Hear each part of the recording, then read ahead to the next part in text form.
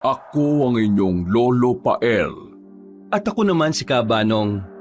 At ito ang aming kwento.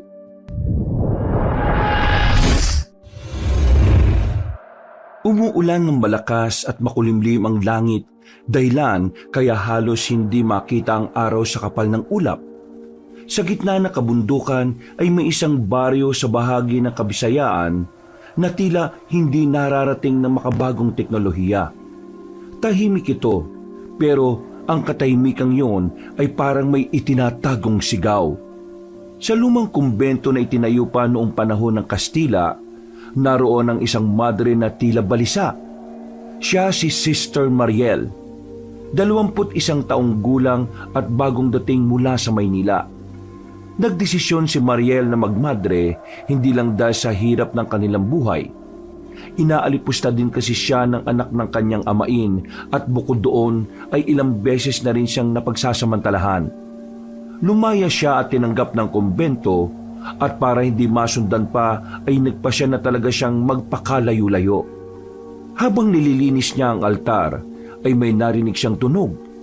Hindi niya maintindihan kung kaluskos ba ito ng hayop o tao dahil sa mabilis. Luminga-linga siya sa madilim na paligid at doon din ay sinindihan na niya ang kandila sa altar para magkaroon kahit papaano ng liwanag sa silid. Nagpatuloy siya sa paglilinis hanggang sa muli niyang marinig ang kaluskos. Sa pagkakataong ito ay tumigil na siya sa ginagawa at sumentro sa pinanggagalingan ng ingay. May tao ba dyan? Walang sumagot sa kanyang panawagan, pero napansin niyang nakabukas ng kaunti ang pinto ng lumang silid na ipinagbawal sa kanilang pasukin. Nasa sahig ang lumang kadena na sumiselyo doon at kitang-kita kasi yun mula sa kinatatayuan niya. Bakit nakabukas yung pinagbabawal na silid na yon? Sino kaya yung nagbukas? Naku, baka mapagalitan ako kapag naabutan yung ganyan. Dali-dali siyang lumapit sa nasabing nakauwang na pinto. Isasara na sana niya ito pero bigla na lang ding merong sumagi sa kanyang isip na katiting na kuryosidad. Tumigil siya at pasimpleng sumilip sa uwang bago nagpalinga-linga sa likuran. Bakit nga kaya pinagbabawalan kaming pumasok dito sa silid na ito? Ano nga bang meron dito? Alam kong wala pa akong 1 buwan sa kumbentong to pero nakakapagtaka talaga. Wala naman sigurong masama kung sisilip ako kahit saglit lang. Bibilisan ko na lang habang wala pa yung ibang mga madre. Mabilis ang naging pagpapasya niya na binuksan ng tuluyan ng pinto. Napatakip siya ng ilong dahil tila may sumasabay na mga amag sa hangin. Bukod din doon ay umalingasaw ang nabubulok na amoy. Napapapikit pa nga siya habang hinahawi-hawi ang mga alikabok na humahalo sa hangin.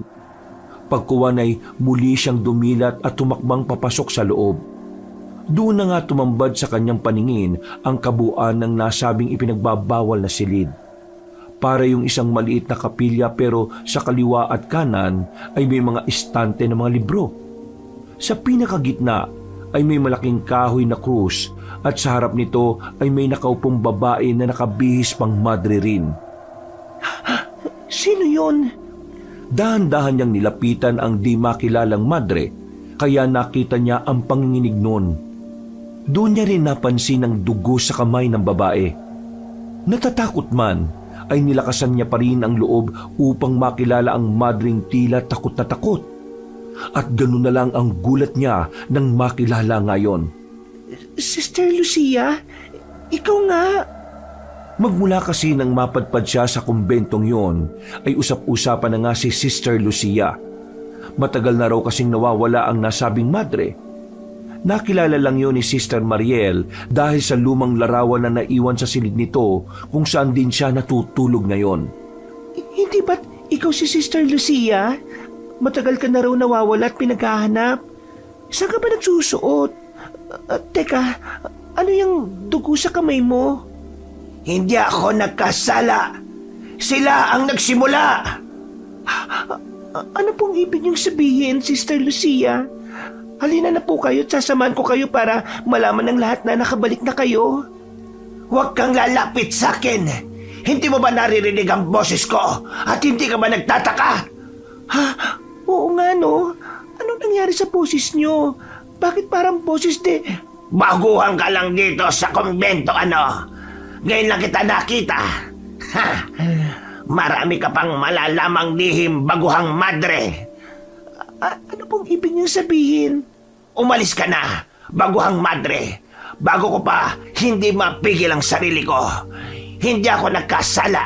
Sila ang nagsimula. Sila ang gumawa nito sa akin.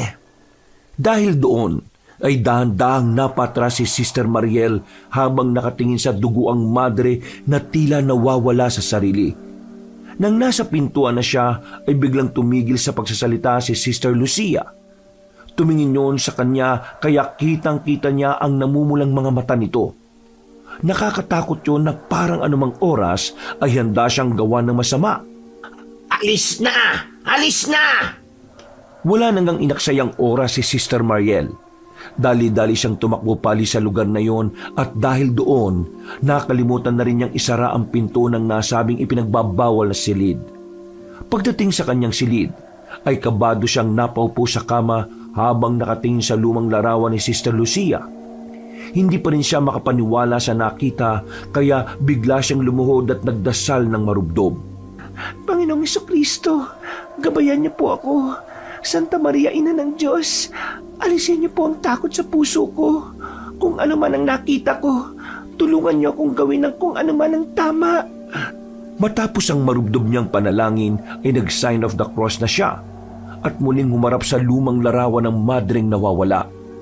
Doon ay nakaisip na siya ng paraan para matuldukan na rin ang agam-agam niya sa dibdib. Eksaktong pagkagat ng dilim, bago ang kanilang hapunan ay nagtungo kagad siya sa opisina ng Mother Superior na si Agnes. Ang nasabing matandang madre ay ang istriktong namumuno sa kanila sa kumbento. Pagbukas niya ng pinto, ay naabutan niyang kausap ng Mother Superior si Sister Delilah. Tumigil ang mga yon sa pag-uusap matapos din siyang makita. Pagkalaon ay yumukod na nga si Sister Delilah bago magpaalam. Pinagmasdan pa siya niyon nang makahulugan na pasimple niya ring inismiran. Hindi niya rin masyadong pinahalata ang takot na nararamdaman matapos kang makita si Sister Lucia sa pinagbabawal na silid ng kumbento. Pumustura siya ng maayos at marahang isinara ang pinto bago lumapit sa desk ng Mother Superior. Magandang gabi po, Mother Superior. Mabutit na parito ka na, Sister Mariel. Hindi na kita ipapatawag pa sa mga madre. Po, bakit niyo po ako pinapatawag, Mother Agnes? Bakit ako ang tinatanong mo? Ibig sabihin nun, meron ka rin pakay. May dapat ka bang sabihin sa akin? Oo nga po pala, Mother Agnes. May kailangan po kayong malaman. Ano yon? Mother Agnes, may nakita po ako. Si Sister Lucia. Buhay siya. Anong sinabi mo? Si Sister Lucia po, yung matagal nang nawawalang madre rito sa kumbento. Nakita ko po talaga siya. May dugo ang mga kamay niya at para siyang sinasapian. Saan mo naman siya nakita? Totoo ba yung sinasabi mo? Sa lumang silid po. Anong ginagawa mo sa lumang silid? Hindi ba't alam mo naman ay pinagbabawal ang pagpasok o ang paglapit sa silid na yon? Nakita ko pong nakauwang ang pinto noon kaya sumilip ako. At yun na nga po, nakita ko si Sister Lucia. Sigurado po kung siya yon dahil nandun pa rin yung luma niyang larawan sa silid na tinutulugan ko. Nakauwang ang pinto? Paanong nabuksan ang lumang silid na yon? Alam mo bang matagal nang hinulog sa balon ng kumbento ang susi ng kadenang ginamit doon? Para wala nang makapagbukas noon? Pero nagsasabi po ako ng totoo. Kung gusto niyo po ay puntahan natin ang lumang silid. Napabuntong hininga na lang ang Mother Superior pero sa huli ay pinagbigyan niya na rin ang nais ng madre. Pinuntahan nga nila ang lumang silid at ganoon na lang ang gulat ni Sister Mariel dahil katulad ng sinabi sa kanya, nakakandado nga ulit ng kadena ang nasabing kwarto. Paano nangyari to? Nakita ko po talaga na bukas to kanina, Mother Agnes. Nakita ko po sa loob si Sister Lucia at nakausap ko pa siya. Nandun po siya mismo. Tumigil ka na, Sister Mariel. Alam mo bang dahil sa mga sinabi mo ay hindi mo nirerespeto ang pagkawala ni Sister Lucia? Binibigyan mo rin ng pag-aalala ang puso namin dahil sa mga sinasabi mo. Mabuti na lang at tayo pa lang nila Sister Delilah ang nakakaalam ng patungkol dito. Pero nagsasabi po ako ng totoo. Sigurado ka ba dyan? Bakit hindi mo sabihin sa akin ngayon kung paano ka humikit ng marijuana na pinabili mo pa kay Robin? Huwag ka nang tumanggi dahil nahuli siya ni Father Gestani. Inamin niya ang lahat-lahat at sinabi sa akin ang tungkol doon. Po? Nagulat ka, no? Marahil ay epekto yan ng paghitit mo ng marijuana. Sinisira na niya ng utak mo. Kaya Sister Mariel, ipinag-uutos ko bilang iyong pinuno na kalimutan na ang mga ilusyon na inaakala mong totoo. Ang sino mang nagukay ng mga kasalanan ng nakaraan ay pinarurusahan din. Opo, Mother Agnes. Sige na, magtungo ka na sa silid ng hapagkainan at kalimutan ang mga nangyari ngayon. Pero maghintay ka lang ng ilang araw para sa parusang igagawad sa iyo dahil sa kasalanan ginawa mo sa paggamit ng pinagbabawal na marijuana. Kaawa ang kanawan ng Panginoong Diyos. Napayukod na lang si Sister Mariel na hindi pa rin makapaniwala sa mga nangyayari. Sigurado siya sa sariling totoo ang mga nakita niya kanina at hindi yung dahilan ng tama ng marijuana. Totoong gumamit siya noon pero 1 buwan na siyang tumigil dahil nakokonsensya na rin siya at gusto niyang magserbisyo sa Diyos ng buong buo. Pagdating sa silid hapagkainan ay pumesto kagad siya at naghapunan. Tahimik lang siyang nanginginain katulad ng ibang madre na naroon. Nang matapos na, ay tumulong siya sa pagliligpit ng mesa at paghuhugas. Mabilis na lumipas ang oras. Pagkatapos ng kanilang pangkalahatang pagdarasal, ay dali-dali siyang nagtungo sa silid at nagtanggal ng mga suot pang madre. Pagkatapos noon, ay muli siyang napatingin sa larawan ni Sister Lucia habang napapabuntong hininga. Ikaw naman talaga yung nakita ko, di ba, Sister Lucia? Diyos ko po, sana ay mali ang naisip ko. Patawarin niyo nawa ako, Panginoon ko. Nanikluhod siyang muli at tumingin ng tawad at pagkatapos ay natulog na siya ng matiwasay. Pero ang akala niyang mahimbing natulog ay biglang nabulabog ng isang panaginip. At hindi lang to ordinaryong panaginip, kundi isang masamang panaginip. Ito ang unang pagkakataon ni Sister Mariel sa kumbento na managinip ng ganon kasama at nakakatakot. Nakakita siya ng isang batang lalaki na may sunog sa katawan. Umiiyak yon habang nakatayo sa tapat ng krusipihong nasa likuran nito. Napansin ng madre na ang silid na kinaroroonan nila ng nasabing bata ay ang loob ng lumang silid na napasok niya nito. Tumatangis ang kaawa-awang bata na hindi makilala at halatang halata ang sakit na nararamdaman noon sa tindi ng pagkasunog ng katawan. Anong ginagawa ko rito? Bakit merong bata? Ali, tulungan mo ko. Ako po si Ruben. Pakiusap, tulungan mo ko. Ruben? Pakiusap po. Nakikiusap ako. Huwag mo kong iiwan. Sila po ang nagkasala. Wala po kong kasalanan. Hindi ako nagkasala, kundi sila po. Anong ibig mo sabihin, Ruben? Sinong sila ang totoong nagkasala? Anong ginawa nila sa'yo? Bakit ka may sunog sa katawan? Anong nangyari? Huwag mo po akong iiwan dito, Ali. Mamamatay ako. Parang awa mo na po. Gusto ko na pong umuwi. Palapit na si Sister Mariel sa kaawa-awang paslit nang bigla siyang nakarinig ng nakakakilabot na ugong. Sabay silang tumigil sa pagsasalita ni Ruben at nagmasid-masid sa paligid. Kitang-kita ng madre ang matinding takot sa mukha ng batang lalaki kaya natakot na rin siya. Ilang saglit pa nga ay nakarinig naman sila ng langit-ngit mula sa likod ni Ruben. Hanggang sa sabay na silang napalingon doon. Nakita nila ang unti-unting pagbaliktad ng krusipihong nandun kaya lalo silang nagimbal. Nandiyan na yung kampo ng kadiliman. Huwag mo akong iiwan, Ali. Mamamatay ako.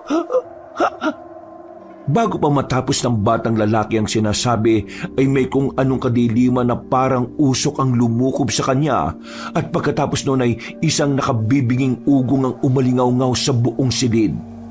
Sinundan niyo ng malakas na halakak ng tila isang demonyo, kaya natakot ng husto si Sister Mariel.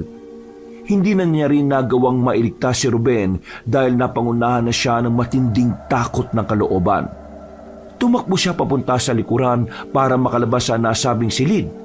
Subalit nang itulak niya ang pinto, ay nakita niyang nakakandado ito ng kadena mula sa labas. Kinalbog niya yon ng maraming ulit habang sumisigaw ng tulong hanggang sa makakita siya ng mga madre na sumisilip sa kaunting uwang. Parang awa niyo na. Tulungan niyo ako makalabas dito. May patang nilikuban ng itim na kung anong gawa ng kadiliman. Tulungan niyo kami. Pakiusap. Subalit sa halip na mag-atubiling tulungan siya, ay tumayo lang ang mga madre na pagkalaon ay tinuwanan siya na parang nililibak. Hanggang sa maramdaman ni Sister Mariel ang presensya ng kadiliman sa kanyang likuran. Hinawakan siya nito sa balikat at tinatak ng mabilisan, dahilan para mapasigaw siya sa sobrang pagkagimbal. Napabalikwas ng bangon si Sister Mariel. Nagising siyang pawisan dahil sa masamang panaginip na yon. Habang napapahawak sa dibdib na dinig pa rin niya ang mabilis na tibok ng kanyang puso. Panginoon, bakit po ko dinadalo na masama ng panaginip? Patawad po kung ako man ay nagkasala. Huwag na po sanang maulit ito. Parang awa niyo na po.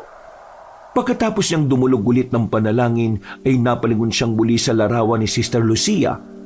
Hanggang siya ay mapalingon na sa bintana kung saan ay napansin niyang tila may mga marka ng daliri doon. Basang-basa yun na parang galing sa ulan. Pero hindi naman umuulan ng hating gabing yon kaya mas lalo siyang nakaramdam ng takot. Panginoon, ilayo mo po ako sa anumang gawa ng kadiliman. Kinaumagahan, kinausap ni Sister Mariel ang isa sa pinakamatandang madre sa kumbento na si Sister Leticia. Bulag na yon at hindi na nakakalakad ng maayos kaya madalas na lang na nasa silid niya. Sinamantala nga niya ang pagkakataon na siya ang maghahatid ng pagkain sa matandang madre.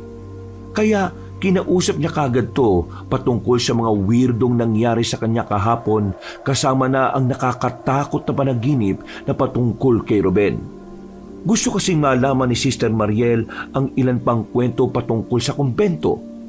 Mahina man kasi ang pangangatawan ng matandang madre at bulag na, pero maraming nagsasabi na malinaw at matalas pa ang pag-iisip nito. Kaya kung sakaling magtanong siya patungkol sa nakaraan ng kumbento, ay tiyak na masasagot nito. Pagpasok niya sa silid, ay nilagay niya kaagad ang pagkain sa lamisita. Eksakto na katatapos lang ni Sister Leticia manalangin, kaya sakay ng wheelchair ay lumapit na matandang babae sa kanya. Sister Leticia, ako na po ang lalapit sa inyo. Ako nga po ulit si Sister Mariel, yung baguhang madre rito. Ako po ulit ang nakatokang sumama sa inyo sa pagkain ngayong maghapon. Ngumiti lang ang matandang babaeng bulag at pagkatapos ay nagsimula na nga siyang pakainin ng almusal si Sister Mariel. Bumuelo muna ang baguhang madre bago magtanong patungkol sa mga bagay-bagay. Sister Leticia, may tanong po ako. Pwede niyo po bang ikwento sa akin kung sino po si Sister Lucia at kung anong klaseng madre siya? Kung itatanong niyo po kung bakit ako interesado, gusto ko lang po kasing mas lubos na makilala yung taong yon. Doon po kasi ako ngayon sa silid niya natutulog Napaismid na matandang bulag sa madre kaya napahinto sa pagsasalita si Sister Mariel. Pagkalaon ay pinainom niya kaagad yun ng tubig at saka nag-antabay. Tahimik ang matanda sa loob ng ilang minuto, pero matapos niyang subuan ng 3 beses ay bigla na lang yung nagsalita. Doon nga ay nalaman ni Sister Mariel ang totoong kwento sa likod ng kababalaghan patungkol kay Sister Lucia. Ang nasabing madre ay itinuring na makasalanan at martir. Siya ang unang madre sa simbahan na yon na tinanggihan. Pinaniniwalaan kasi si Sister Lucia na kaya niyang palayasin ang demonyo sa katawan ng isang batang lalaking inampun noon ng kumbento. Ngunit hindi siya pinakinggan ng simbahan. Sinabi ng mga pari noon, kabilang na si Father Gistoni, na hindi raw totoo ang kasamaang bumabalot sa batang lalaki. Ngunit ilang araw matapos ang pahayag na iyon ng madre, ay isa-isa na ngang nangamatay ang mga madre at si Sister Lucia ang sinisisi na kumbento. Ito ang dahilan kaya rin pala nawala ang nasabing madre. Gulat na gulat si Sister Mariel sa kanyang nalaman kaya naisip niya ang nakita kahapon at napanaginipan.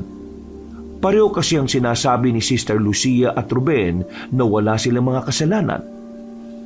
Matanong ko lang po, ano pong pangalan ng bata? At nasa na po ba talaga si Sister Lucia? Pati po yung sinasabi niyong bata. Nagulat siya sa naging reaksyon ni Sister Leticia, pero mas nagulat siya nang sabihin nun na hindi nga tinuturing na bata si Ruben, kundi isang demonyong kampo ng kadiliman na nag-anyo bilang isang bata. At sa huli ay nangilabot ng gusto si Sister Mariel dahil sa sinabi ng Madreng Bulag. Napalunok siya at napapunas ng pawis sa noo dahil ramdam niyang tila sinsero ang matandang babae na parabang nakikita ang hinaharap. Ano pong ibig niyong sabihin, Sister Leticia? Narito na ulit siya? Si Ruben po ba? Yung tinutukoy niyong demonyong kampo ng kadiliman? Ano pong ibig sabihin yung bumalik siya para tapusin ang sinimulan niya? Naantala na si Sister Mariel dahil biglang may kumatok na sinundan din kagad ng pagpasok ni Madre Delilah. Nagtaka pa nga siya dahil alam niyang siya ang nakatoka sa matandang madre ngayong maghapon.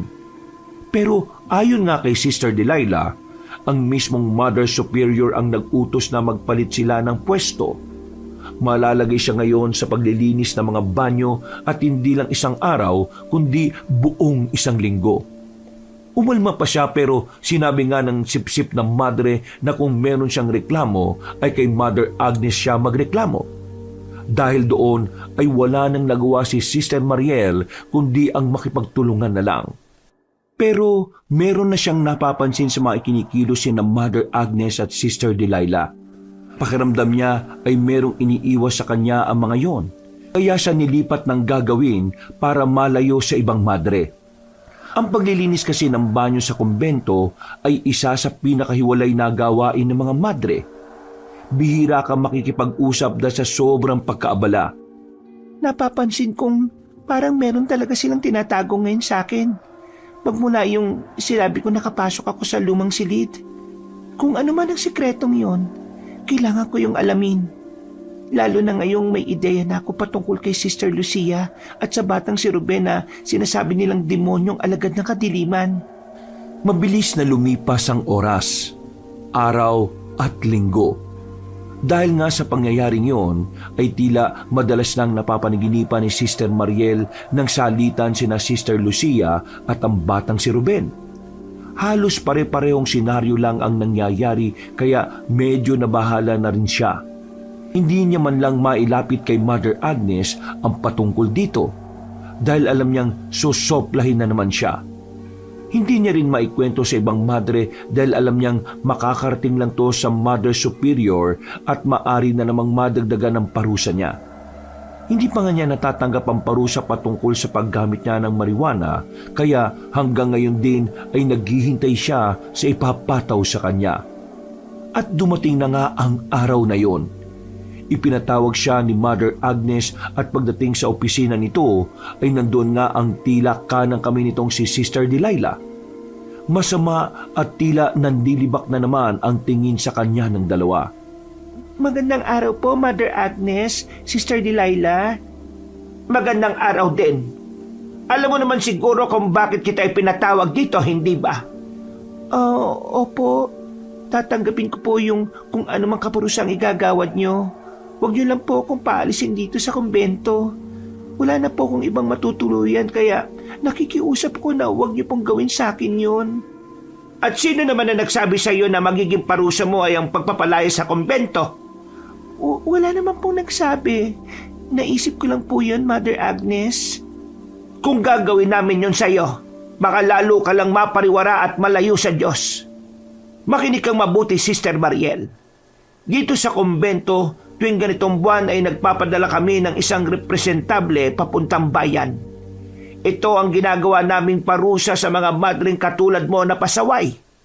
Hindi ka lang magpupunta sa simbahan roon para dumalo bilang representable ng ating kumbento, kundi ang lahat ng nais ipabili ng mga madre rito sa atin ay ikaw ang bibili. Pagbalik mo rito, kailangan bitbit mo ang mga iyon. Walang labis at walang kulang. Ayun lang po. Aba, at nakulangan ka pa sa parusa. Bakit? Akala mo ba lalatiguhin ka rito o paluluhurin sa asin o papasuin? Hindi porke malayo sa kabiasnan ng kumbento natin gagawin din natin ang kapamaraan ng mga ninuno natin. Isa pa, hindi naman totoo ang mga ganoong ginagawa sa kumbento. Pasensya na po. Bukas ng umaga, pupunta dito si Father Gestoni at Robin. May iwan dito si Father Gestoni kaya isasabay ka na ni Robin papuntang bayan. Po, kay Robin ako sasabay. Bakit? Parang nagulat ka. Hindi ba malapit naman kayo ng taong yon? Nagulat lang po ako. Akala ko po kasi pagbabawalan niyo na akong lumapit sa kanya. Bakit naman kita pagbabawalan? Ang taong nakagawa ng kasalanan, kapag lalo mong ginigipit ay lalo lang itong kakawala. Kaya ngayon, mas mainam na ikaw na mismo ang sumuri sa pananampalataya mo. Walang makakakita sa inyong dalawa sa bayan kaya malayang magagawa ang gusto mo. Pero alalahanin mo sanang nakikita ng Diyos ang lahat. Kung magkasala ka man ng di namin nalalaman, ay pananagutan mo na yun sa Panginoon. Naintindihan ko po. Salamat sa paalala, Mother Agnes. O sige na, makakaalis ka na. Paglabas ng opisina ay hindi na tuloy mawaglit sa isip ni Sister Mariel ang mga sinabi sa kanya ni Mother Superior. Pakiwari niya tuloy ay sinusubok ang kanyang pananampalataya kaya hindi siya masyadong nakatulog na maayos. Pasado 3:00 sa madaling araw, lumabas siya ng silid para magtungo sa banyo. Nang malapit na siya sa silid ng hapagkainan, ay meron siyang napansin na tao sa pinakadulo ng pasilyo. Wala sa sariling sinundan niya yon, dala na rin ng kuryosidad. Nang matamaan niyo ng liwanag, ay nakumpirma nga niyang si Sister Delilah ang nakita niya. May hawak yon ng isang botelya na kung anuman ang laman, kaya napakunot siya ng noo. Bote ba ng langis yung hawak niya o holy water? Nang mawala na sa paningin niya ang nasabing madre, ay nagtuloy-tuloy na siya sa banyo dahil tila puputok na ang kanyang pantog. Ilang saglit pa nang matapos na siya sa pag-ihi, paglabas ng banyo ay nakarinig siya ng tila nakakatakot na ungol ng kung anong hayop. Umalingaw-ngaw yon sa buong paligid pero parang siya lang ang nakakarinig. Sinundan niyo ng isa pa at ng isa pa. Hanggang sa may marinig na siyang ungol at pagaspas ng kung anong malaking ibon mula sa kung saan. Sumilip siya sa malaking bintana na katapat niya lang kaya nakita niya ang bilog na buwan. Doon din ay may nakita siyang dumaan na ibon na animoy kasing laki ng tao. Sa takot ay napa-sign of the cross siya at patakbong bumalik sa kanyang silid. Ikinandado niya kaagad ang pinto at pagkatapos ay muling sumilip sa bintana pero wala na ang malaking ibon na inakala niya. Kailan ko nakakita ng ganun kalaking ibon? Parang kasing laki ng tao. Ibon nga ba talaga yun? Napa-sign of the cross na naman siya at muling dumulog ng panalangin.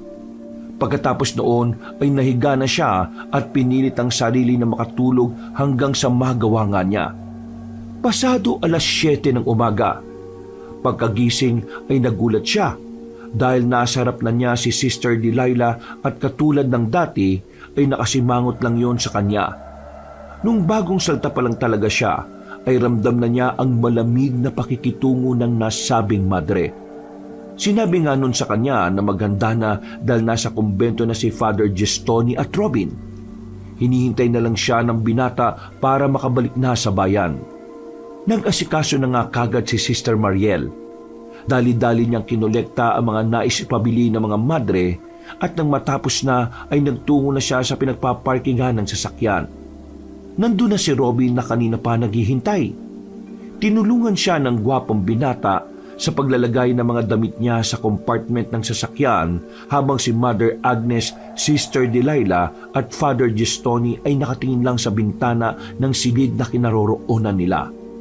Paglabas nila ng kumbento ay napabuntong hininga na lang si Sister Mariel dahil ang totoo ay naiinis at masama ang loob niya sa binata. Kumusta ka na, Sister Mariel? Huwag mo ako makumusta, Robin, ah. Ikaw ang dahilan kung bakit ipapadala ko ngayon sa bayan para dumalo sa gawain doon at para maging alipin ng mga madre. Bakit mo ko sinumbong kay Mother Agnes? Oo, teka lang naman. Hindi ko naman intensyon na sabihin kay Father Gestoni ang tungkol sa paggamit mo ng marijuana eh. At saka, isang beses mo lang naman yun ginawa sa kumbento, di ba? Yun ang sabi mo sa akin. At hindi mo na inulit kaya hindi na kita dinalhan. At saka, pinarusahan din naman ako ni Father Gestoni. Patas lang naman tayo. Hindi tayo patas. Alam mo ba na napakamakasalanan na ng tingin nila sa akin? Nawala na sila ng tiwala at kailangan ko yung ibalik. Kung walang tiwala sa iyo ang isang tao, hindi mo kailangan patunayan sa kanila na katiwa-tiwala ka. Dahil kahit anong gawin mo, hindi magbabago tingin nila sa iyo. Maging sino ka kung ano ka. Mas gusto ng Diyos na magpakatotoo kaysa sa mga taong nabubuhay lang para lang i-please ang ibang tao. Wala ka kasi sa kalagayan ko kaya nasasabi mo yan eh. Sa bagay, sorry talaga sa nangyari. Maniwala ka, hindi ko intensyon yun. Nabuko lang talaga ako ni Father Gestoni at wala na ako nagawa kundi aminin sa kanya ang lahat. Alam mo naman na hindi ko kaya magsinungaling sa taong yun. Huwag na nga natin pag-usapan ng tungkol dyan. Wala naman na tayong magagawa eh. Nangyari na at pareho na tayong naparusahan. Oo, tama. Huwag kang tatawa-tawa dyan ah. Galit pa rin ako sa iyo dahil sa nangyari. Ito naman, ako na nga lang yung kaisa-isang taong naniniwala sa iyo eh. Aawahin mo pa ako.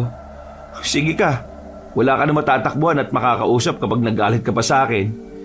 Ewan ko sa iyo. O sige, ganito na lang. Pagdating sa bayan at pagkatapos ng gawain mo ron, sasamahan at tutulungan kita sa pamimili ng mga pinabibili sa iyo ng mga madre. Ililibre na rin kita. Sige, totoo yan ah. Oo naman. Kailan ba ako nagsinungaling? Okay na tayo ah. Pagkalahad ng kamay ni Robin ay kaagad yung inabot ng dalaga. Pagkatapos nilang magkaayos ay nagtuloy-tuloy na nga sila sa pagbabiyahe hanggang sa makarating sa bayan. Makalipas ang 3 oras nang nasa bagong bayan na ay kaagad inihatid ni Robin ang madre sa simbahan doon para dumalo sa gawain. Pagkatapos ng gawain, pasado 4:00 ng hapon ay nagtungo na nga sila sa pamilihan at binili ang ilan sa gusto ng mga madre sa kumbento. Dahil limitado lang ang oras kaya hindi muna nilahat ni Sister Mariel ang pamimili. 5:30 ng hapon ay nagmeryenda muna sila at nagpatuloy sa pag-uusap. Doon nga ay naisip ng madre na magtanong ng ilang bagay sa binata dahil mas matagal na naman yung nagpapabalik-balik sa kumbento. Siya nga pala, may itatanong ako sa iyo na medyo confidential ah. Kilala mo ba si Sister Lucia? Yung madreng nawala doon sa kumbento? Oo. Pero hindi naman ako malapit sa mga madre noon eh. Kaya hindi rin kami nagkakausap. Hindi ba nga sabi ko nga sa'yo, ikaw ang kauna-unahang madre na naging close ko? Bakit mo pala naitanong? Nag-aalangan na ako magsabi sa iyo kasi kapag tinanong ka ni Father Gestoni, alam kong hindi ka makakapagsinungaling sa kanya eh. Ano ba naman yan? Mangako ka muna sa akin na walang magsasabi ng kahit na ano kay Father Gestoni. Oo na. Sige. Promise. Wala akong kahit na anong sasabihin. Siguraduhin mo lang ah. Dahil yari ka talaga sa akin kapag naparusahan na naman ako. Hindi na talaga kita papansinin hanggang mamatay ako. Uy, grabe naman yun. Pero, oo na nga. Nangangako ko na hindi talaga ako magsasalita. Kaya, ikwento mo na sa akin yung gusto mong ikwento. Ganito, meron kasing lumang silid doon sa kumbento. Kung nakapasok ka na ron, alam mo na yung tinutukoy ko. Walang nakakapasok doon dahil nakakandado yun ng kadena eh. Pero isang hapon, Nakita kong nakauwang yung pinto kaya na-curious akong pasukin hanggang sa makita ko si Sister Lucia. Ha? Totoo ba yung sinasabi mo? Bakit? Mukha ba akong sinungaling? Ito naman, galit ka agad. O sige na, ituloy mo na yung kwento. Nakita mo talaga yung nawawalang madre? Oo. Hindi lang nakita ko, di nakausap ko pa siya. Sinabi ko yun kay Mother Agnes pero hindi niya ako pinaniwalaan katulad mo ngayon eh. Ang hirap naman kasi paniwalaan eh. Pero totoo yung sinasabi ko. Totoo yung nakita ko. At sigurado ako doon. Pagkatapos kong makainkwentro si Sister Lucia, nagsimula na akong mapanaginipan si Ruben. Halos gabi-gabi yun. Teka. Napanaginipan mo si Ruben? Oo. Kilala mo yung batang yon? Oo. Madalas ko rin yung nakikita ron dahil inampun siya ng mga madre. Kukunin na nga sana siya ni Father Gestoni para dalhin dito sa bagong bayan. At may makasama ko pero may nangyari kasi. Ano yung nangyari na yon? Hindi ko alam ang eksaktong nangyari pero bago rin mawala si Sister Lucia, may mga namatay pa rin sa kumbento.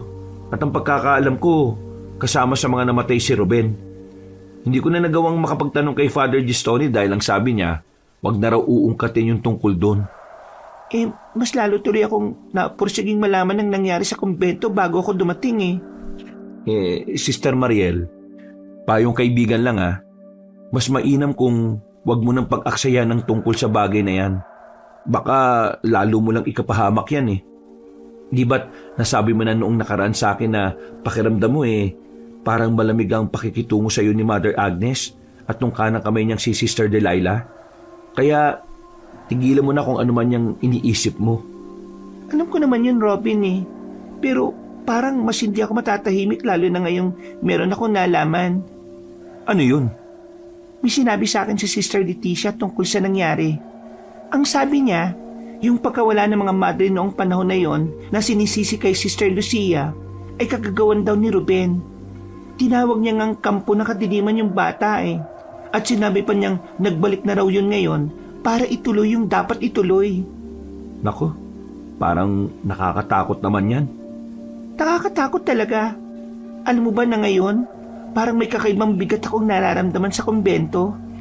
Hindi ko to pinapansin noon pero habang tumatagal ako roon mas lalong bumibigat ang pakiramdam ko. May kukwento rin sana ako sa'yo pero sana sa ating dalawa na lang muna to Patagal na rin ako may napapansin sa kumbento pero hindi lang ako nagsasalita Palagay ko, alam din to ni Father Gestoni. Kaya lang, hindi ko alam kung bakit tahimik siya pagdating sa bagay na to Naniniwala ka ba sa aswang? Ha? Aswang? Oo, naniniwala naman pero bilang alagad ng Diyos at isang madre, hindi dapat tinatangkilik ang tungkol dyan. Nung bata pa kasi ako, madalas kong marinig ang kwento na yon lalo na kapag napunta kami sa kumbento. Yung mga matatandang madre noon na mga patay na ngayon, maliban kay Sister Leticia at Mother Agnes alam din nila ang tungkol doon. Meron nga raw aswang doon sa kumbento na nagpapanggap na isang madre. Hindi ko lang alam kung nahuli o napatay na yon. Pero siguro may kinalaman yan kay Sister Lucia at kay Ruben. Diyos ko po, naalala ko tuloy bigla nung madaling araw na may nakita akong malaking ibon na nagpapalipad-lipad sa ibabaw ng kumbento. Natigilan na sila sa pag-uusap dahil tumunog na ang lumang cellphone ni Robin. Sinyalis kasi yun na 5 minuto na lang ay mag-aalas 6 na ng gabi. Nawala na rin tuloy sila sa pag-uusap at dali-dali nang hinatid ng binata ang madre sa simbahan kung saan to ngayon tutuloy. Pagkatapos noon ay umalis na rin kagad siya. Si Sister Mariel naman ay gumawa na lang ng dapat gawin. Kinabukasan, nagpatuloy ulit ang ikalawang gawain. Maghapon yun kaya hindi nakalabas ng simbahan si Sister Mariel. At habang gumagampan ng tungkulin ay hindi naman siya masyadong nakapag-concentrate dahil nga naiisip niya ang mga pinag-usapan nila kahapon ni Robin. Mabilis na lumipas ang oras. Pagkatapos mag-ayos sa sarili at magdasal, nang patulog na ang dalagang madre ay naalala na naman niya ang sinabi ni Robin patungkol sa paniniwalang aswang sa kumbento. Meron nga daw aswang doon sa kumbento na nagpapanggap na isang madre.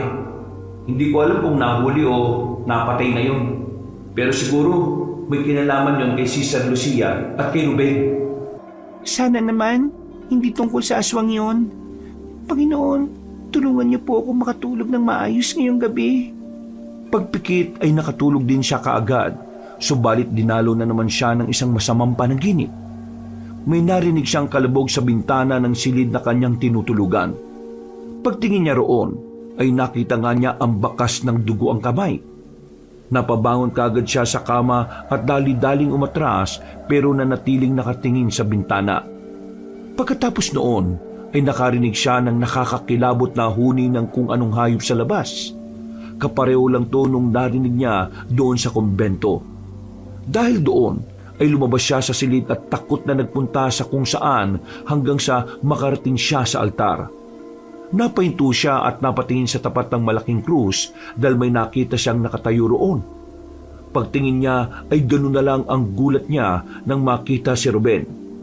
Katulad ng dati ay sunog pa rin ang bahagi ng katawan noon. Ruben, wala akong kasalanan. Sila ang may kasalanan nito. Ano bang sinasabi mo, Ruben? Nandiyan na siya! Magtago ka na! Natigilan na ang dalagang madre dahil isang nakakakilabot na huni na naman ang kanyang narinig.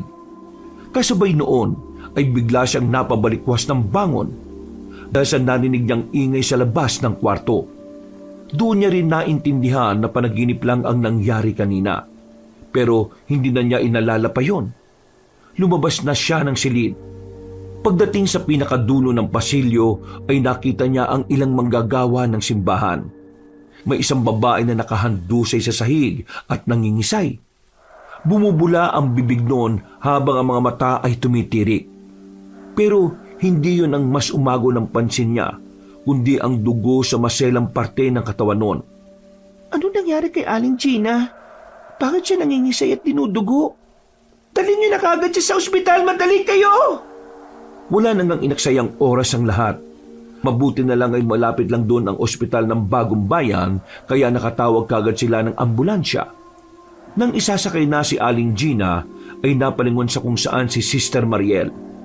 Mula sa pinakatuktok ng simbahan ay may napansin siyang kung ano na nagtatago sa malaking krus na nasa itaas. Nawala rin kagad yun kaya hindi na niya napagtuunan ng pansin. Umalis na rin kasi ang ambulansya kaya doon na natuon ang atensyon nilang lahat. Kinabukasan, maagang natapos ang kanilang huling gawain. Pagkatapos mananghalian ay sinundo na kagad niya si Robin. Nagtungo nga sila sa pamilihan ng Bagong Bayan para ituloy ang pamimili ng mga pangangailangan ng mga madre sa kumbento. Habang nagbabiyahe pabalik sa kumbento, ay naikwento nga ni Sister Mariel ang tungkol sa nangyari kagabi. Ibinahagi niya rin ang napanaginipan bago yon mangyari. Wala siyang itinago kay Robin dahil alam niyang maniniwala at mapagkakatiwalaan niya ang binata patungkol dito. Palagay ko, Sister Mariel, kailangan mo na ulit ng deliberasyon.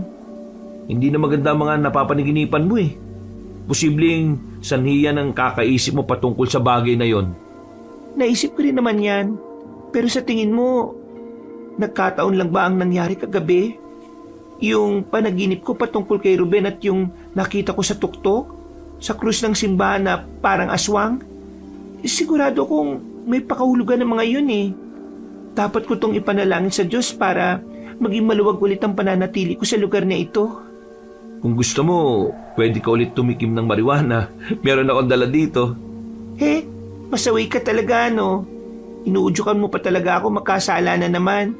Tapos, sasabihin mo na naman kay Father Gistoni. Kahit kailan. Ay nako, hindi na ako titikim niyan. Binibiro lang kita, no?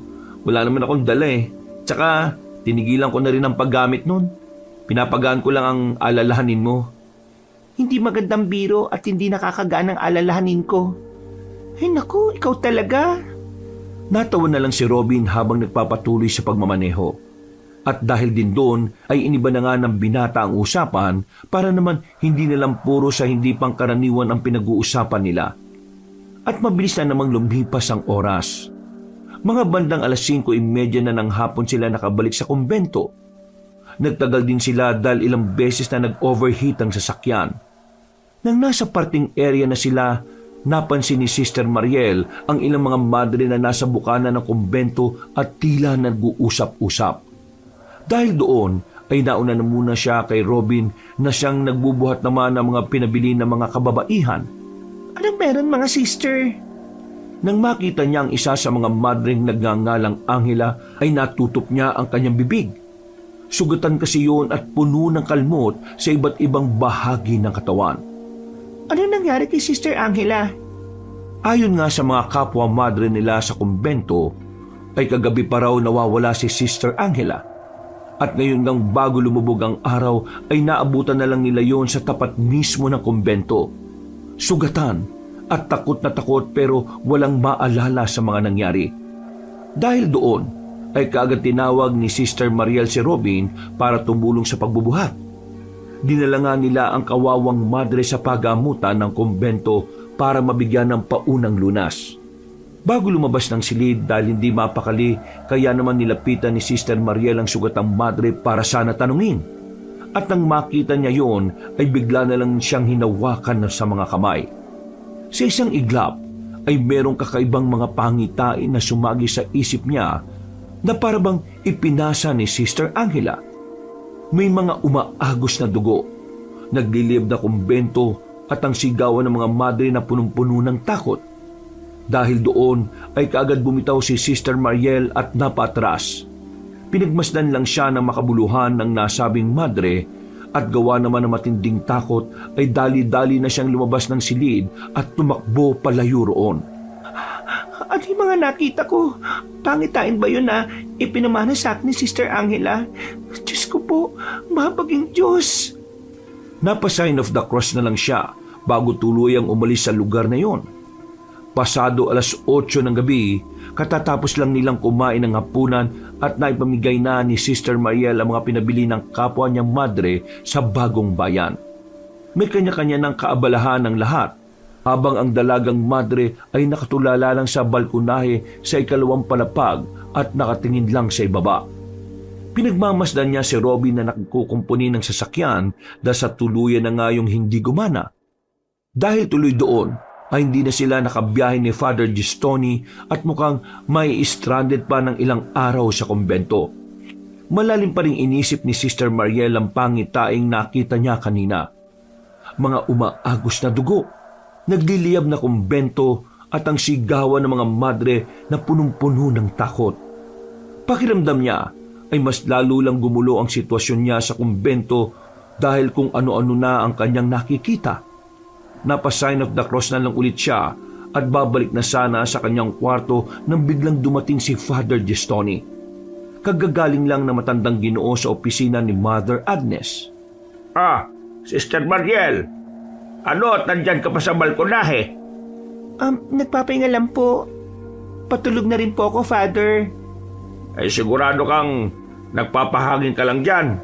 Wala ka bang pinagmamasdan, Sister Mariel? Wala po. Pero nakita ko po si Robin na nag-aayos ng sasakyan. Hindi ko naman intensyon na makita siya pero meron lang din po kasi akong malalim na iniisip eh. Tungkol ba ito sa naikwento sa akin ni Mother Agnes? Ano po ba yung naikwento ni Mother Agnes sa inyo? Nito ngang nakaraang hapon, sinasabi mo nga raw na nakita mo ang madreng matagal nang nawawala. Doon mismo sa lumang silid. Alam mo, Sister Mariel, ang demonyo ay madalas na pumapasok sa isip ng taong maraming alalahanin. Mainam na palagi nating linisin ang ating isipan at tumingin ng patawad sa Panginoon. Maraming salamat po sa mga sinabi ninyo. Ginagawa ko po ang lahat ng yan, Father. Palagi mo rin tatandaan na ang demonyo kapag umalis na to sa isang tao, maghahanap yun ng kanyang lilipatan. At kapag wala siyang nakita, babalikan niya ang taong dati niyang pinanggalingan. Kapag nakita niyang walang laman ang loob ng taong yon o malayo pa rin sa pagsuko sa Diyos, magtatawag ang demonyo ng mas marami pang kampon at sabay-sabay silang papasok sa taong yon. At sa ganung paraan ay lalong sumasama ang kaisipan ng isang tao. Kaya Palaging suriin ang ating puso at magpakumbaba palagi sa harap ng Diyos. Maraming salamat po sa paalala, Father. Walang anuman. Napansin kong tila malalim nga ang iniisip mo katulad ng sinabi mo kanina. Pwede ko bang malaman kung ano yon? Huwag ka mag-alala. Makikinig lang ako at kung ano man ang mapag-uusapan natin ay mananatili lang yon sa bawat sulok ng balkonaheng ito. Nang sabihin nyo na matandang Ginoo ay sinamantala na nga ni Sister Mariel ang pagkakataon kahit kinakabahan siya. Huminga muna siya ng malalim para makakuha ng lakas ng loob bago magsalita. Gusto ko pong malaman kung ano talaga yung nangyari kay Sister Lucia. Nawala po ba talaga siya o kasama siyang namatay ng iba pang madre noon? Pati na rin po yung tungkol sa batang si Ruben. Nung nakarang araw po kasi, bago ako magpunta sa bagong bayan, nabanggit sa akin yun ni Sister Leticia. Kaya nahihiwagaan po ako, Father. At palagay ko naman po karapatan ko rin na malaman kung ano nangyari noon. Lalo na't dito na ako mamamalagi sa kumbento. Tama ka. Karapatan mo rin nga namang malaman ng totoo kaya ikukwento ko sa iyo. Noong 16 na siglo bago maitayo ang kumbentong ito, may maliit na nayon sa lugar na ito. Namumuhay sila na taliwa sa kalooban ng Panginoon. Sa panahon natin, kulto kung sila ay tawagin. Sinasamba nila ang nilalang na pinaniniwala ang bumaba dito sa lupa at nagkatawang tao bilang isang bata. Wala siyang kasarian kaya hindi matukoy kung babae ba siya o lalaki. Ngayon lang po narinig ang tungkol dyan Dahil hindi naman to pinahihintulutan na ikalat sa buong kumbento. Kaya ang lahat ng mapag-uusapan natin ay mananatili lang sa bawat sulok ng balkonaheng ito. Sige po, makakaasa po kayo. At ito na nga, ang nasabing bata na yon ay isang uri ng makasalanang reinkarnasyon, pero hindi siya demonyo sa karaniwang pakahulugan, kundi isang nilalang na nagpaparusa sa mga taong mapagkunwari at makasalanan sa pananampalataya. Ang ibig niyo pong sabihin, Father Gestoni, isang makasalanan ang nagpaparusa sa kapwa makasalanan? Parang gano'n na nga. Ang turing nila hindi tunay na masama ang nilalang na yon, kundi dahil lahat ng kasalanan ay sumalib sa kanyang kaluluwa, kaya ang sumpa ay nagkakaroon ng anyo sa panahon natin ngayon na tinatawag na aswang. At sa bawat siglo, muling isinisilang. Ano pong ibig niyong sabihin na sa bawat siglo ay isinisilang ang nilalang na yon? Pinaniniwalaan ng marami na si Ruben ang nilalang na yon. At ang lahat ng nabibiktima niya ay isinusumpa na kung di mamamatay ay magiging katulad niya na nagpapanggap na tupa pero ang totoo ay isa palang mabangis na lobo na handang manakmal na mga inosente. Kung ganon, totoo pong sinasabi noon na merong aswang dito sa kumbento na nagpapanggap na madre? Walang makakapagsabi dahil ang demonyo ay magaling magbalat kayo.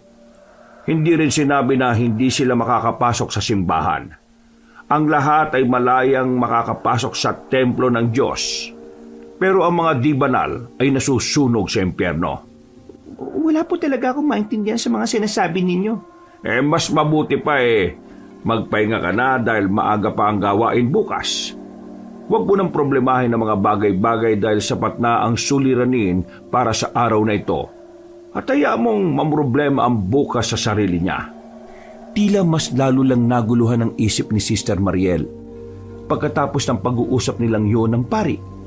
Pero ipinagpapasalamat na rin niya ito dahil kahit papaano ay nagkaroon siya ng ideya patungkol sa nakaraan ng kumbento. Nang naiwang paniniwala ng mga taga-baryong nakatira sa lugar na yon ay nadala ng mga madre na marahil ay hanggang sa kasalukuyan. Mabilis na lumipas ang oras. Pasado 12:00 ng hating gabi ay mulat pa rin ang mata ni Sister Mariel. Tumatakbo pa rin kasi sa isip niya ang mga kwento ni Father Gestoni pati ng iba pang kababalaghan na naranasan niya sa lugar na yon. Maya-maya pa ay naisip niyang lumabas sa silid at magtungo sa kusina para kumuha ng maiinom. Naubos na pala kasi ang inimbak niya sa kwarto kaya kailangan na niya itong lamanan ulit. Nang pabalik na, ay napatingin siya sa silid pagamutan kaya nakita niyang lumabas doon ng sugatan si Sister Angela. Kitang-kita ang takot sa mukha ng babae na parabang nababalisa hanggang sa tumakbo na yon. Hinabol niya ang kapwa madre, subalit pagdating sa isang silid ay bigla na lang yung nawala. Doon na lang din napagtanto ni Sister Mariel na nasa harapan na siya ng ipinagbabawal na silid. Bigla niya tuloy naalala ang huling nakita roon at takot siyang umatras at pabalik na sana sa kanyang kwarto nang tapikin siya ni Robin. Muntik pa siyang sumigaw at muntik pang mahulog ang hawak niyang pitsil. Mabuti na lang ay nakilala niya kagad ang binata. "Oh, anong ginagawa mo dito, ha?" Nakita ko si Sister Angela yung madring sugatan na binuhat mo papunta sa pagamutan ng kumbento. Pero bigla siyang nawala ikaw, bakit gising ka pa at nasa labas? Merong nagtatangkang magbukas ng pinto ng kwarto ko. Nilabas ko at sinundan hanggang sa dito ko hilahin ng mga paa ko Nawala na rin siya sa paningin ko. Diyos ko po, ano pa nangyayari dito sa kumbento? Hindi na talaga maganda tong nararamdaman ko. Bukas na tayo mag-usap ng umaga.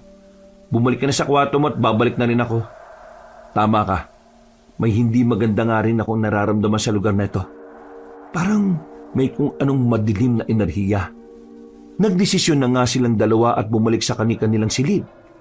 Eksaktong pagkasara ng pinto ay nakarinig siya ng nakakakilabot na huni mula sa labas ng kumbento. Sinilip niya yon sa bintana at sinundan ng tingin ang pinanggagalingan pero wala naman siyang nakitang kahit na ano. Nawala na lang ang nakakatakot na tingin kaya nakampante na rin ang loob ni Sister Mariel. Hanggang sa makatulog siya na mahimbing. Pagsapit ng umaga, tila normal ang takbo ng lahat sa loob ng kumbento. Tahimik ang paligid at may kanya-kanyang kaabalahan ang mga madre. Pagkatapos ng pang-umagang gawain, ay nagtungo kagad si Sister Mariel sa pagamutan ng kumbento. Wala na siyang naabutan doon at nang tanungin niya ang madring nurse, ay sinabi lang nun sa kanya na umalis na si Sister Angela at sinundo na raw ng ambulansya kaninang alas 5 ng umaga. Nagulat siya dahil wala naman siyang narinig na sasakyan kaninang umaga. Kaya tinanong niya kaagad si Robin tungkol dito. Naabutan niya ang binata sa mismong parking kung saan ay patuloy pa rin sa pag-aayos ng sasakyan. May dumating pa ambulansya kaninang alas 5? Ha? Wala. Bakit? Ang sabi sa akin ni Sister Nurse Joy, meron daw dumating at sinundo si Sister Angela para dalhin sa loob ng bagong bayan. Ngek, gising na ako ng alas 5 at nagdarasal ako pero wala naman ako narinig Kung meron mang dumating na sasakyan, sasabay ako para makahingi ng tulong sa talyer doon sa bagong bayan. Wala talaga Ibig sabihin nagsinungaling si Sister Nurse Joy? Hindi ko alam. O baka hindi ko lang napansin. Natigil na sila sa pag-uusap matapos makarinig ng nakabibinging sigaw mula sa loob ng kumbento. Dahil doon ay tumigil sa ginagawa si Robin at sabay silang tumakbo papasok sa loob.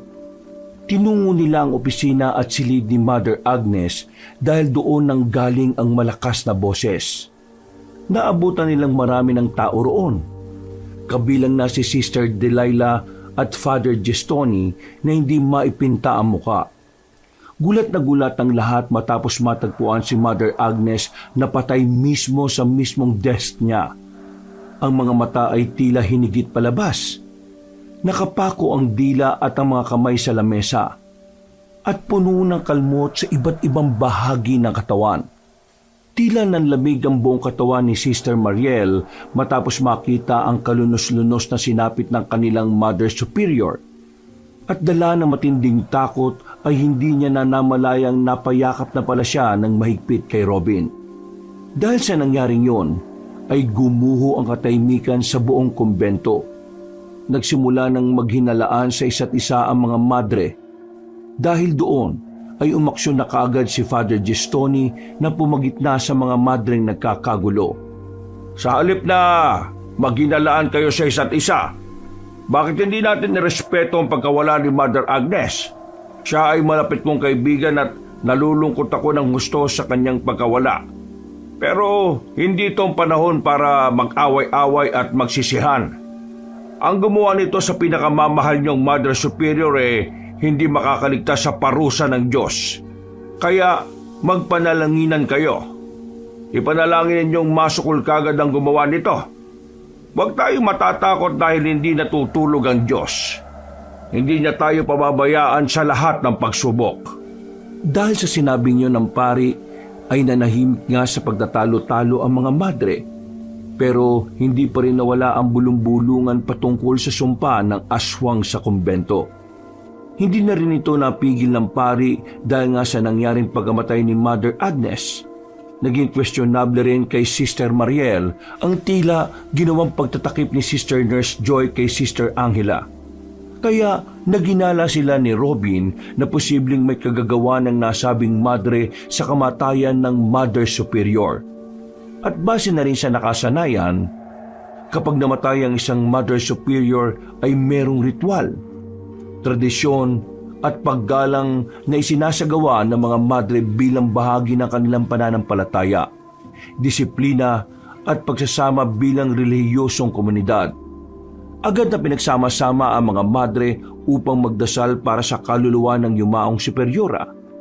Inilagak din ang labi ng yumaong madre sa chapel ng kumbento para sa burol. Isinagawa ang funeral mass bilang pasasalamat sa buhay ni Mother Superior Agnes. Nagkaroon rin ng maikling eulogy o pagbabahagi ng alaala sa kanya. Pinangunahan ni Father Gestoni na sinundan ni Sister Delilah at sinundan pa ng mga matagal na nakasama ni Superiora.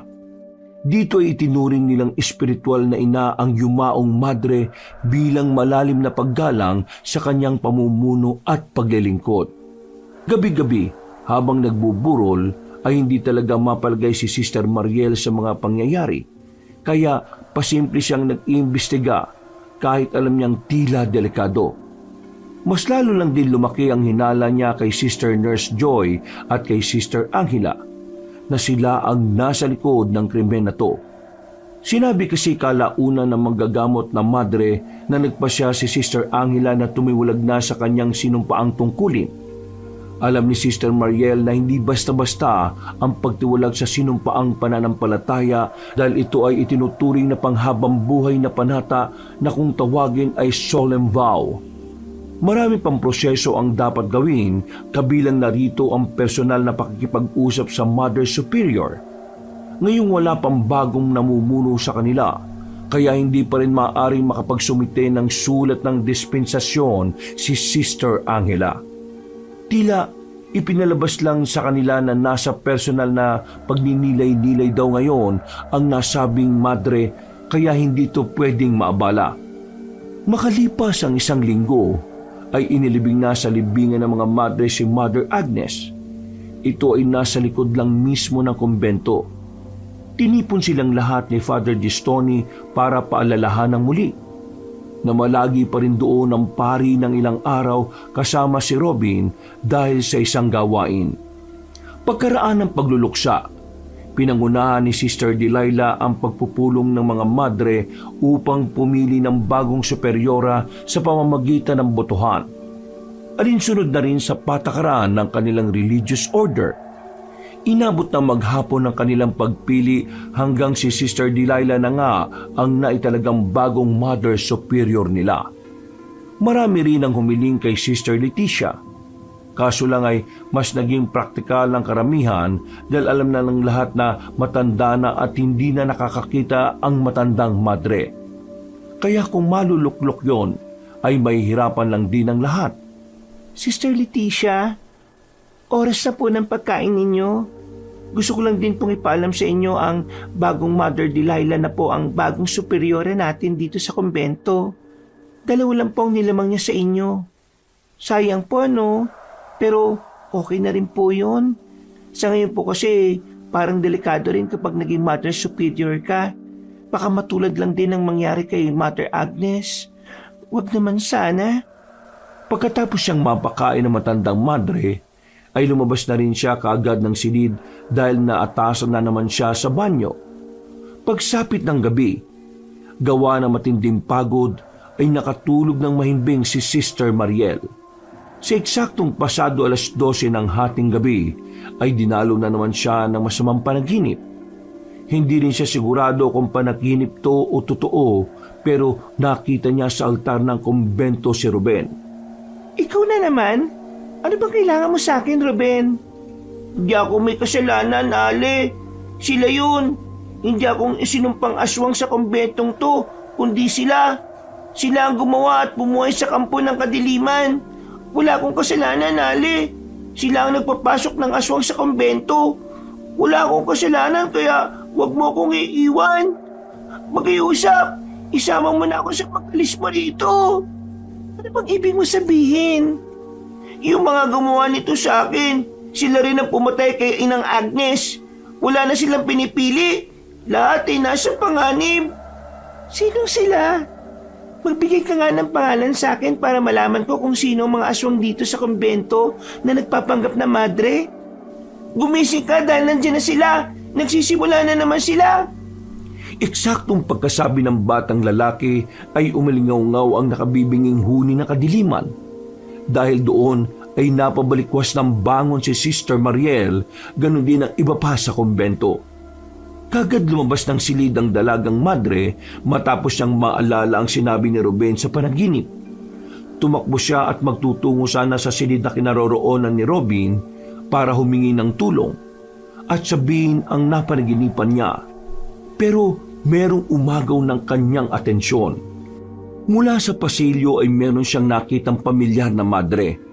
At hindi nga siya nagkamali dahil si Sister Lucia yun na naglalakad papunta sa kinaroroonan ng lumang silid. Sa bilis ng paglalakad noon ay tila hindi na sumasayad sa lupa ang mga paa. Nang marating niya ang pinakadulo ay naabutan nga niya sa tapat ng pinto ng lumang silid si Sister Lucia. Sister Lucia? Nakita tayong muli. Sinabi ko naman sa iyo na wala akong kasalanan sa mga nangyari. Produkto lang ako ng kagagawa nila. Hindi ko to ginusto at hindi ko to pinili. Sila ang gumawa nito sa akin. Totoo ka ba talaga? Hindi ba ako nag-iilusyon lang? Katulad mo, hindi sila naniniwala noon. Pero maniniwala na sila ngayon dahil isa-isa na silang huhusgahan at nagsimula na yung kay Mother Agnes. Humarap kay Sister Mariel ang nasabing madre at kitang-kita niya ang pamumula ng mga mata nito na tila luluha na. Bukod doon ay unti-unting umuusli ang matutulis nito mga pangil. Mapapansin din na makakapal at may itim na ugat sa lieg at magkabilang sentido nito. Diyos ko po, isa kang aswang, kampon ka ng kadiliman, demonyo ka! Hindi ako aswang o demonyo o kampon ng kadiliman, kundi isa ako ngayong nilalang na nagpaparusa sa mga taong mapagkunwari at makasalanan sa kanilang pananampalataya. Pagkatapos sabihin niyo ni Sister Lucia ay unti-unti na nga nagbago ang kanyang anyo.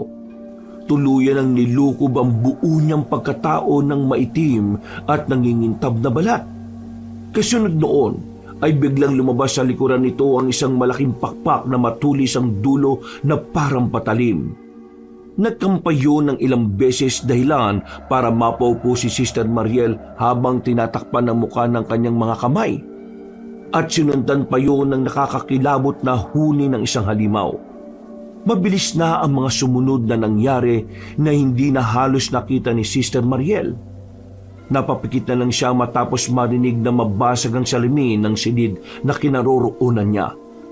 Pagdilat ng kanyang mga mata ay wala na roon ang aswang na madre. Napayak siya sa takot pero hindi pa roon natapos ang lahat ng kalbaryo dahil isang nakakabulaho na sigaw ng mga madre ang umalingaw-ngaw sa buong kumbento. Pagtayo niya ay eksakto rin ang pagdating ni Robin na dali-dali siyang inalalayan. Sister Mariel, bakit nasira yung salamin dito? May aswang! Ha? Anong sinasabi mo? Nakakita ako ng aswang!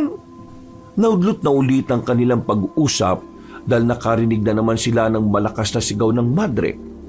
Wala na rin silang inaksayang oras. Pinuntahan nila ang pinanggalingan ng ingay habang nakaakay ang dalagang madre sa binata. Pagdating nila sa pasilyo papuntang pagamutan ng kumbento, ay nakita na nila ang ilang madre na naroon. Kadarating lang din ni Father Gistoni. At gulat na gulat silang lahat sa kanilang nakita dahil nakandusay na ang dalawang madre na sina Nurse Joy at Sister Angela. Kahindik-hindik ang sinapit ng dalawa na dahilan ng pagsuka ng iba matapos yung makita. Dahil sa pangyayaring yon, ay mas lalong nawalan ng tiwala ang mga madre sa isa't isa sa loob ng kumbento. Nagpayo naman ang bagong Mother Superior na si Delilah na huwag matakot at patuloy na manalangin sa Diyos dahil dumaranas sila ngayon ng pagsubok. Nagpasya rin ng mga pinuno sa kumbento na huwag na munang iparating sa may kinauukulan ng tungkol dito. Sumang-ayon naman ang lahat pero sina Sister Mariel at Robin ay tila tumututol dito. At dahil sa paniniwalang kagagawan nga to ng sinumpang aswang na nasa kumbento, sa halip na ilibing ay sinunog na lang ang bangkay ni na Sister Nurse Joy at Sister Angela. Ito raw kasi ay upang mapigilan ang pagbabakasakaling muling pagkabuhay ng mga bangkay at maging isang isinumpang aswang din. Hapon ng Biyernes, palis na sina Father Gistoni at Robin sa kumbento ay sinadya ni Sister Mariel ang binata para sana kausapin. Nalaman kasi ng dalagang madre ang pagtatakip ng pari sa insidente. Pero nang naabutan niya ang dalawa na tila nag-uusap na patungkol doon kaya nagtago na lang muna siya at nakinig ng palihim. Father Gistoni, huwag niyo po sanang mamasamay ng itatanong kong ito. Hindi po kasi talaga ako makapaniwala na aalis tayo dito ngayon. Kayong alam naman natin na may hindi tamang nangyayari sa kumbento. Sige anak Robin, ano ba ang sasabihin mo, ha? Nababahala po kasi ako sa pwedeng mangyari kapag iniwan natin sila eh. Walang ibang tutulong sa mga madre. Tutulungan sila ng Diyos. Robin, ang tagal mo nang nasa simbahan. Bakit tila malit pa rin ang pananampalataya mo sa Kanya? Hindi naman po sa ganun. Ang akin lang po, hindi po ba mas ligtas o mas praktikal kung isasanggunin na po natin sa mga kinauukulan ng tungkol dito? Naniniwala po ako na ang Diyos ay Diyos ng kaayusan. Kung magkakaroon ng tamang proseso sa pag-iimbestiga, matutukoy po natin kung sino ang gumawa ng pagpatay o kung sino po ang... Kung sino ang ano, Robin? Kung sino ang ano? Kung sino po ang aswang? Robin, anak, sa tingin mo ba hindi ko alam ang tungkol dyan? Sabi mo nga, ang Diyos ay ang Diyos ng kaayusan. Kaya meron siyang inilaan na tamang mga tao para gumampan sa sinasabi mo. Hindi uubra ang mga ordinaryong pulis, kung di rin naman ordinaryong kanilang kakaharapin. Posibleng mas dumami lang ang mapapahamak kung magkataon.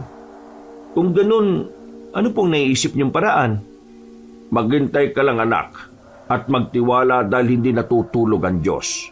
Huwag mo nang bagabagay ng sarili mo at sa halip na mag-alala ka ng mag-alala, lalo na kay Sister Mariel. Bakit hindi mo siya ipanalangin sa Panginoon gayon din ng ibang nasa kumbento?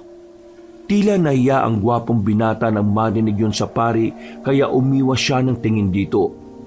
Napangiti lang ang matandang lalaki habang pinagmamasdan siya. Matagal ko nang napapansin ang pagtatangi mo sa babaeng yun, ha? Pero sana maintindihan mo na ang sinumpang niyang tungkulin sa Diyos panghabang buhay na panata at hindi basta-basta mapuputol. Paasahin mo lang ang iyong sarili, Robin.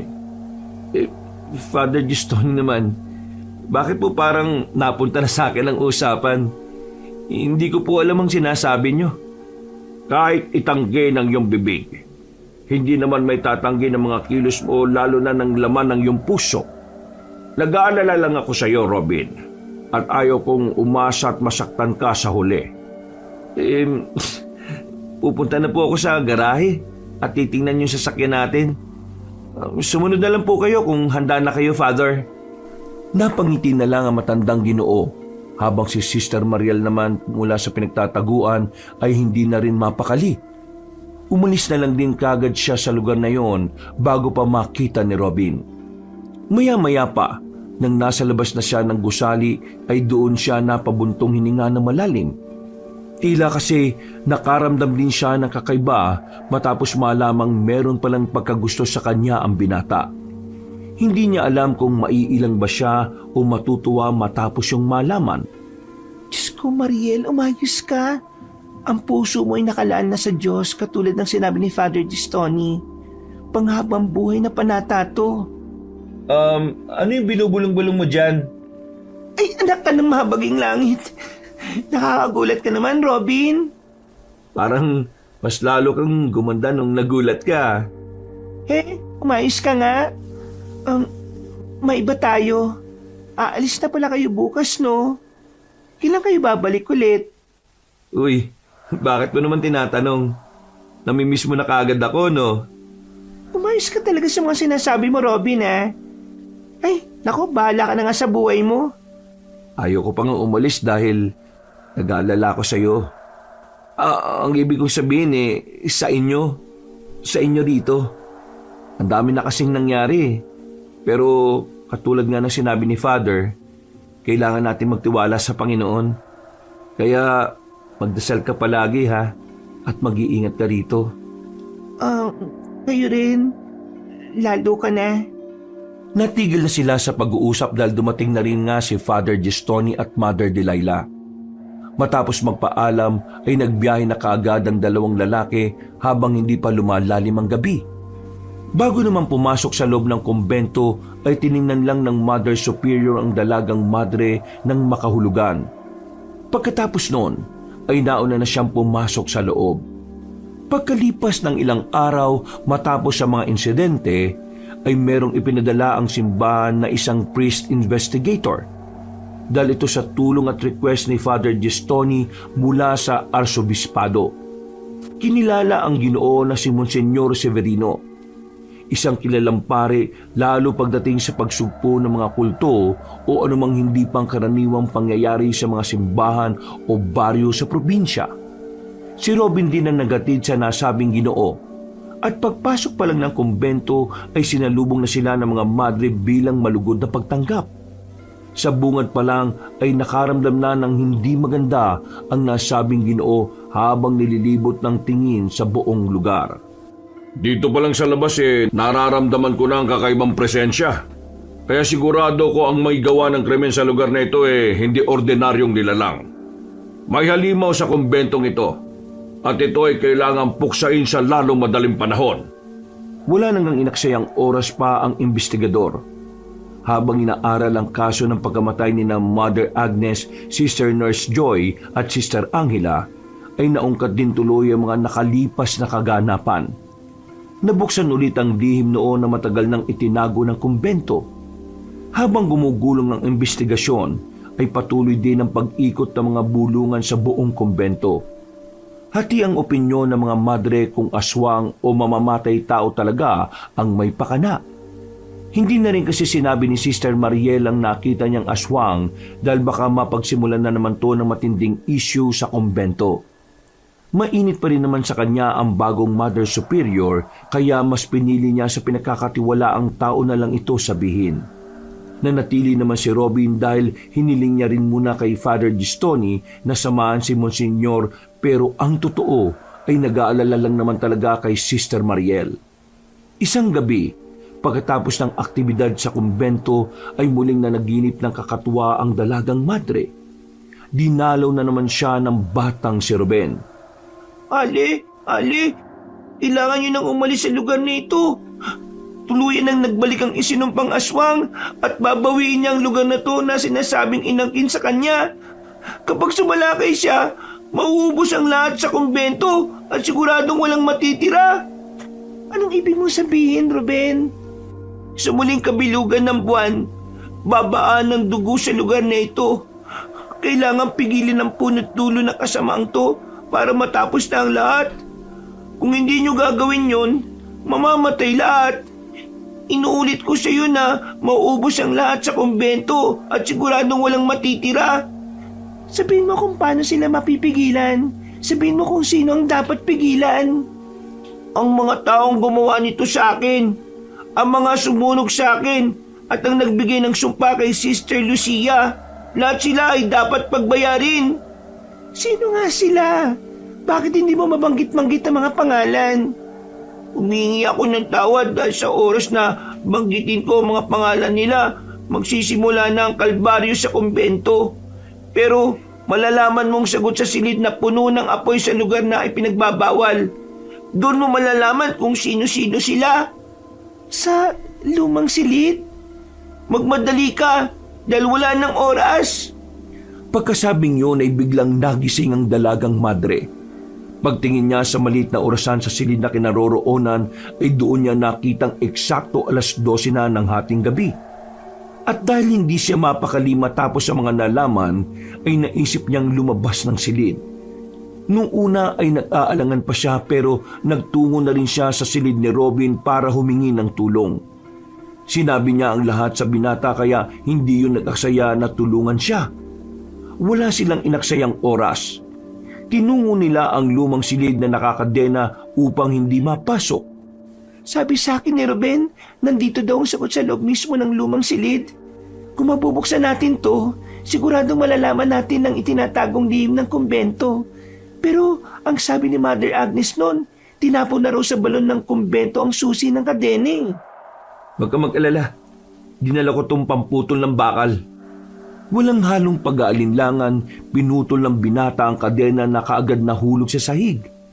Pagkatapos noon ay nagkatinginan sila bago sabay na pihitin ang siradura ng pinto. Dahan-dahan yung nagbukas at sabay silang napatakip ng ilong dahil tila may sumasabay na amag sa hangin. Bukod din doon ay umalingasaw ang nabubulok na amoy. Napapikit sila pareho habang hinahawi ang mga alikabok na humahalo sa hangin. Pagdilat ay humakbang sila papasok sa loob. Doon na nga tumambad sa kanilang mga paningin ang kabuuan ng nasabing ipinagbabawal na silid. Hindi nagbago ang naunang nakita ni Sister Mariel kaya nasabi niya talaga sa sarili na totoo ang nangyari noong unang gabing unang beses niyang nakita si Sister Lucia. Kung ganun, tama nga talaga yung nangyari nung gabing yun. Para tong maliit na kapilya, yung malaking kahoy na krus sa gitna, dun ko unang nakitang duguan si Sister Lucia eh. Pero nasan dito yung sinasabi ni Ruben sa iyo na puno ng apoy? Wala naman ako nakikitang apoy dito kundi mga libro sa kaliwa at kanan. Hindi ko rin alam eh. Alam ko na, naalala ko na. Sa ilalim ng simba na tinutuluyan ko, may parang kugon doon. Posibleng meron din dito sa ilalim at kailangan lang nating hanapin. Wala na nga silang inaksayang oras hanggang sa makita nila ang sikretong daan na nasa likod mismo ng pader kung saan nakalagay ang malaking kahoy na krus. Nagulat sila dahil merong hagdan doon pa ibaba at matagal silang tumayo roon at nag-isip kung ano nga ba ang dapat gawin. Sa palagay mo, dapat na ba tayong humingi ng tulong kay Monsignor? Paano kung may aswang dyan sa ilalim? Ang tanong kung pinagkakatiwalaan mo ba siya? Hindi na nakaimik ang dalagang madre kaya nauna nang bumaba si Robin dahil alam na ng binata ang ibig sabihin ng katahimikang yon. Nang nasa ilalim na, ay natuklasan nga nila ang isang sinaunang kwarto na hindi bahagi ng blueprints ng kumbento. Doon nila nakita ang altar ng kultong pinaniniwala ang pinanggalingan ng kasamaan. Ang sinasabi ni Father Gistoni na dahilan kung bakit nakapasok sa kumbento ang sumpa ng aswang. Nakakita sila ng mga lumang larawan sa pader na may mga mukhang pinunit at niluma na ng panahon. May nakita pa silang isang pinto at pagbukas nito ay nakakita sila ng mahabang lagusan. At ang nakapagtataka ay nakasindi ang mga tulos sa gilid na nagsisilbing ilaw. Sinyalis na ginagamit hanggang ngayon ang daan na yon. Nagpatuloy sila hanggang sa marating ang isa pang silid na parang rehas. Doon na nga nakita ng dalawa ang ilang bungo at damit na mga madre. Nagkatinginan sila matapos maunawaan kung kanino ang mga bangkay na yon. Ito yung nakita ko nang inawakan ako ni Sister Angela. Diyos ko po, sila yung mga madring mga namatay at nasunog. Paglingon nila sa kabila, ay doon nga nila nakita ang tila kugon. Lalapit sana sila roon pero may narinig silang mga boses mula sa hindi kalayuan. Maingat silang nagtago sa isa pang lumang silid at pagpasok doon ay mas lalo lang nagimbal si Sister Mariel. Nakita niya kasi sa silid na yon ang isang bata at may lumang larawan doon ng batang lalaki na pamilyar sa kanya ang muka. Kwarto to ni Ruben. Dito siya ikinulong noon. Ito siya marahil. Parang binuhusan ng malamig na tubig ang ulo ni Sister Mariel nang makita ang buto ng bata sa lumang kama sa pinakadulo ng silid. Nakakadena pa yun na talatang doon na nga namatay matapos makaranas ng matinding paghihirap. Biglang naalala ng dalagang madre ang palaging sinasabi sa kanya ni Ruben sa tuwing magpapakita ito sa kanyang panaginip. Parang awa mo na, Ali. Huwag mo akong iiwan. Isama mo na ako at gusto ko nang umalis sa lugar na to. Wala akong kasalanan. Hindi ako nagbigay ng sumpa. Sila ang sumunod sa akin at sila ang nagbigay ng sumpa kay Sister Lucia. Sila ang pumatay sa mga madre. Napaluha na lang ng tahimik si Sister Mariel kaya inalo siya ni Robin. Humihiling sa akin si Ruben na isama siya kapag umalis tayo sa lugar na ito. Kaya pakiusap, Robin. Kunin natin ang buto niya at ilayo natin sa lugar na ito. Pangako, isasama natin siya sa pag-alis sa lugar na ito. Kukunin natin ang buto niya at aalis na tayo ngayon din. Wala na nga silang inaksayang oras. Pagkatapos kunin at ibalot sa lumang kumot ang mga buto ni Ruben, ay umalis na sila sa lugar na yon. Hindi na nila inisip na galugarin pa ang lugar dahil alam nilang delikado. Gusto man din nilang kunin ang iba pang mga buto na naiwan sa piitang nasa ilalim pero naisip nilang baka mahalata sila ng mga aswang sa kumbento. Pag-akyat nila sa hagdanan, palabas na sana sila ng lumang silid nang makita nilang nakatayo sa harap ng pintuan si Mother Delilah. Napahinto sila sa kapinagmasdan ng nasabing superior. Magpapaliwanag na sana si Robin pero pinigilan siya ni Sister Mariel at binulungan. Pansinin mo ang mga mata niya. Namumula. Pati yung leeg at magkabilang sentido niya. Napansin mo ba yung ugat na nangingitim? Ganyan na ganyan si Sister Lucia nang nakita ko siya. Ibig mong sabihin, aswang din si Mother Delilah? Oo, sigurado ako. At mas masisiguro natin yan kapag nagsalita na siya. Kapag narinig natin na malademonyo niyang boses. Anong ginagawa niyo rito, Sister Mariel? Hindi ba't alam mo naman ay pinagbabawal ang pagpasok sa lumang silid na ito? Nanghikayat ka pa ng ibang tao para makasala. At ano yung hawak ninyo, ha? Makinig ka, aswang! Kung paparaanin mo kami, hindi tayo magkakasakitan. Kaya tumabi ka na ngayon din. Nakikita mo ba tong hawak ko? Hindi ako magdadalawang isip na ipalo to sa'yo. Tinawag mo akong aswang? Hindi ako aswang kundi isa ako sa mga tagahatol sa mga taong mapagkunwari sa kanilang pananampalataya. At nakikita ko sa inyong dalawa ang kaugaliang yon. Kaya parurusahan ko na kayo ngayon din. Sa palagay mo, papayagan kitang gawin mo yon? Etong sa'yo! Mabuti na lang ay may dalang panliyab si Robin na kaagad niyang ginamit. Narinig kasi niya noon sa Bagong Bayan na usap-usapan ng mga tao roon na takot daw ang aswang sa apoy. Dahil doon ay walang pag-aalinlangan niyang niliyaban ng mga lumang libro na nasa kaliwa at kanan. Nang makita yun ni Mother Delilah, ay nagngalit ito dahilan para unti-unti nang magbagong anyo at tuluyan na maging isang aswang. Humuni yun na parang isang ibon samantalang binato naman siya ni Robin ng umaapoy na mga libro. Mabilis na nagliyab ang nasabing bagay dahil sa lumang-luma na. Nang tamaan ng aswang ay sinamantalan nila yon. Tumakbo sila palabas ng silid. Kumuha pa si Robin ng mga nagliliyab na libro habang tumatakbo sila sa pasilyo. Diretso tayo sa silid ni Monsenyor. Bilis, Sister Mariel! Dali! Habang tumatakbo sila, ay umaalingaw-ngaw naman ang nakakakilabot na huni ni Mother Delilah. Nangilabot ang buong katawan ng dalagang madre habang bitbit ang buto ni Ruben. Ilang saglit pa ay nakarinig pa sila ng higit sa isang huni ng halimaw. Sinyales na meron pang iba sa paligid. Robin, hindi lang pala siya iisa. Marami na sila rito. Huwag mo silang pakinggan. Tumakbo ka lang at malapit na tayo sa silid ni Monsenyor.